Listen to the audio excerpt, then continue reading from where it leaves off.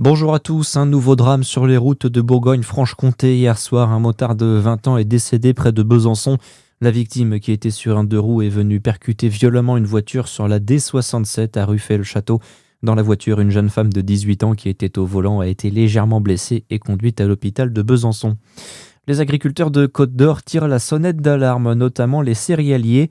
Dans un communiqué paru cette semaine, la FDSEA et les jeunes agriculteurs du département alertent sur une campagne 2025 qui a aggravé les perspectives de 2026, notamment avec la multiplication des contraintes administratives, l'augmentation des charges d'exploitation, le contexte géopolitique instable et un prix de vente en chute libre depuis un an, inférieur au coût de production.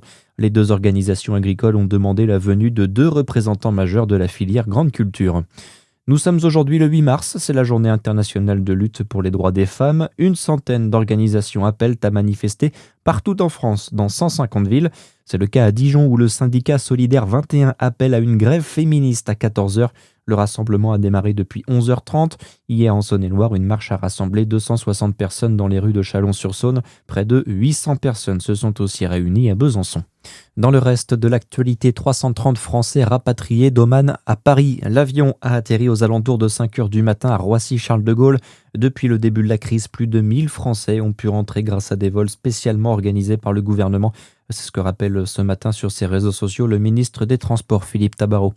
Elle a dépassé les 24 000 signatures, la pétition pour sauver Curtis, ce chien menacé d'euthanasie qui est soupçonné d'avoir tué Elisa Pilarski en 2019. La justice doit se prononcer le 11 juin. Et puis la Ligue de football de Bourgogne-Franche-Comté lance des états généraux du foot féminin pour développer la pratique. Annonce faite par le président de la Ligue à l'occasion de la rencontre entre l'équipe de France féminine et la Pologne hier soir. Un match remporté par nos Bleus 4-1. Très bonne journée à tous sur Fréquence Plus.